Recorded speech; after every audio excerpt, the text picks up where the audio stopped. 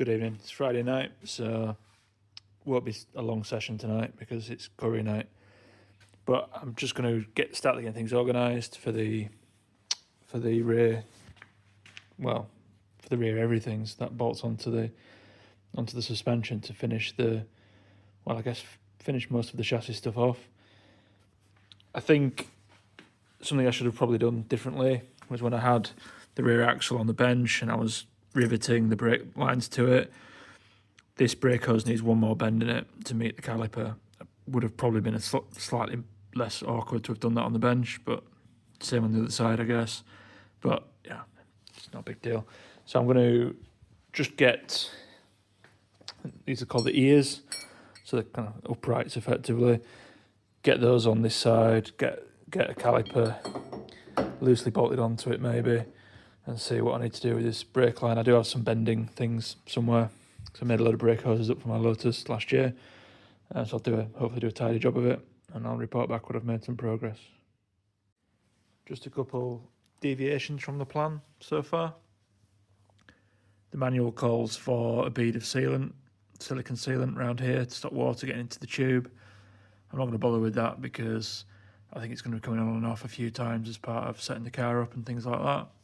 And the other thing, which was another pointer that came from from Rich in the builders WhatsApp group, which is this bolt orientation is the wrong way around in the manual. And if you put it the way the manual states, under full compression, the bolt starts nibbling into the chassis up here. So I've reversed that bolt now, so the nut is outboard, and then the bolt head will clear just that bit of chassis there. So thanks for that tip.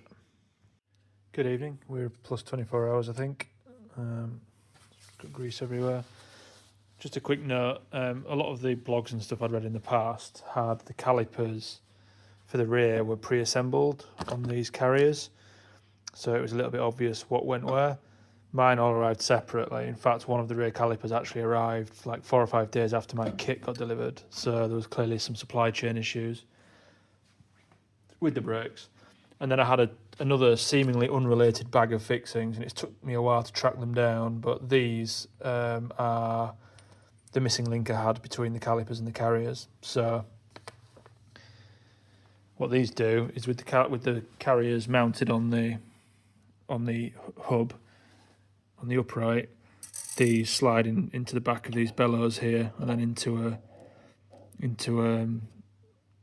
a bore inside here, and then the caliper proper bolts onto there with some small little flange head bolts.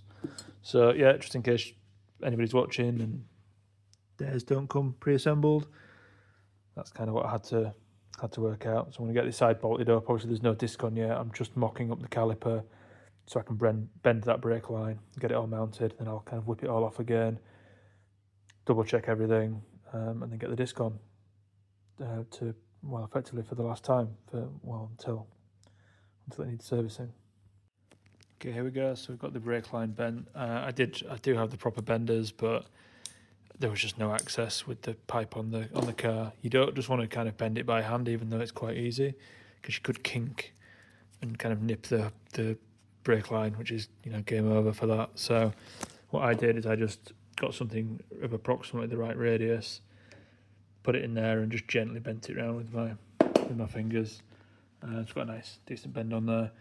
This is one of those items where post IVA, once the car's all road registered and everything, probably swap these out for braided lines, because with the hard line on, if you needed to now service this, take the caliper off for whatever reason, you can't, it's fixed. You'd have to disconnect the line, which means rebleeding your brakes and stuff when it's all back together, which nobody wants to do. So eventually that will be a braided line, but for now, until I get it through the IVA, it will remain a hard line.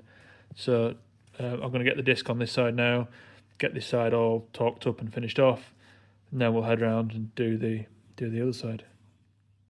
A quick note on the calipers before I put them all together: some copper slip on the pads where they'll be touching the back of the caliper, and got my caliper rewind tool out just to make sure the piston was freed up and was all the way back, which it is, it already was.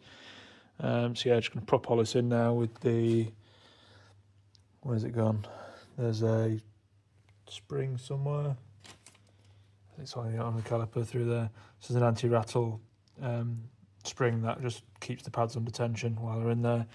So get all that put together and on the car. Okay, join me around the passenger side. All fitted up now with the pads, the caliper on here, the brake line. This one weirdly didn't need bending. This one was already pre-bent, whatever. So all that's left really is to put the hub nut on, which is a 41mm.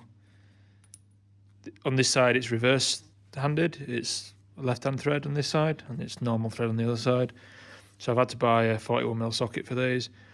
Apparently on some kits, the left and right side nut are different sizes, like 41 and 42mm, so I don't know, I guess all I can suggest is measuring your hub nuts when you get the kit, so you can order the right socket. So these are done up to something like 280 newton meters, something quite extreme, which you'll struggle to do with the car up in the air. Typically you need to wait until it's on its wheels to do that. So I'm just going to whiz it on. Just to hold the disc in place really while we're doing other stuff. I'm going to be careful not to do this too tight because it is a nylock nut. I don't want to do it too fast. Burn out the nylock, so steady away. Okay, so I've got both sides built up now. I'm going to leave the handbrake cable off for now until I've bled the brakes, because I just want to actuate the ratcheting mechanism on the caliper a few times before I sort the handbrake out. So I'm going to finish tonight off, I think, by putting the exhaust silencer on.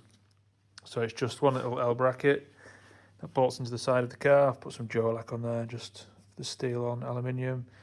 Let's bolt that on. Clamps, a bobbin, job done. Exhaust should be finished. I will report back when it's done. There we have it. Exhaust looking good. Just one thing missing, which is this heat shield for the cat. So it's fairly obvious how that goes on. Just some Jubilees to clamp it on. So I'll stick that on now. And then the exhaust is done. A kind of sneak preview of what comes next. We've got the cycle wing cover things. So that'll be something for another video. So there we go, looking good. Heat shield on. Looks a bit naff, but it's on. I think there's a few things I need to maybe tweak on this for the IVA. Maybe things like this clamp, that might need moving out of the way, covering, I'm not sure yet. I need to check the IVA guide again, but I will come back to all of the IVA stuff later anyway. But yeah, pretty happy with that. I think we'll call it a night there. So that's rear suspension, brakes done, all bar the bleeding in the handbrake on both sides.